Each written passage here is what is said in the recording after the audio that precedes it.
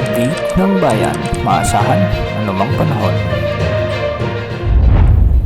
Magandang araw po sa ating lahat. Narito ang update sa lagay ng panahon ngayon at sa binabantayan nating si Bagyong si Enteng ngayong araw ng Lunes, September 2, 2024. Sa kasalukuyan ay patuloy pa ring lumalapit sa kalupaan ng Bicol Region si Bagyong Enteng. Dahil sa paglapit nga nito sa kalupaan, asahan ang malalakas na pagbuhos ng ulan ngayon sa may Polillo Islands, Catanduanes, Camarines Norte, Camarines Sur, Masbate, Albay, Sorsogon, Northern Samar at Samar. Samantalang magkakaroon naman ng katamtaman hanggang sa malalakas na pag-ulan sa may Metro Manila, nalalabing bahagi ng Calabarzon, Marinduque, Romblon, Eastern Samar, Biliran at sa northern portion ng Leyte. Ang pinagsamang epekto ng Bagyong Enteng at ng habagat ang siyang magdudulot ng posibleng pagbaha at pagguho ng lupa sa maraming lugar ngayon, lalo na sa Southern Luzon at ilang bahagi ng Visayas. Sa Mindanao, asahan naman ang maulap na kalangitan na may mga kalat-kalat na pag-ulan,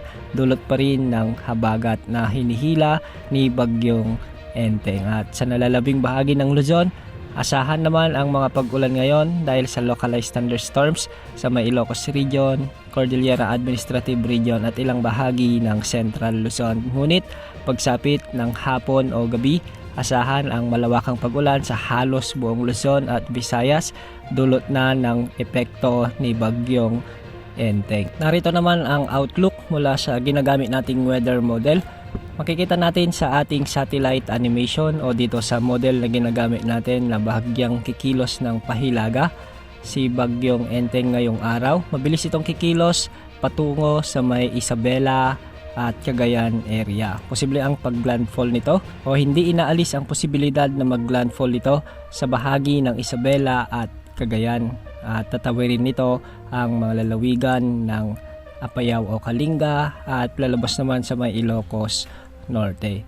Ang mga pag-ulan na dala ng bagyong ito ay dapat nating paghandaan dahil posibleng magdulot ng mga malawakang pagbaha at pagguho ng lupa. Sa mga susunod na araw, asahan na mas lalakas pa ito at posibleng umabot sa severe tropical storm bago lumabas ng ating area of responsibility, at pagkalabas naman nito, asahan o posible naman lumabot pa ito sa typhoon category. Ang tabayanan ng mga susunod na update ukol kay Bagyong Enteng.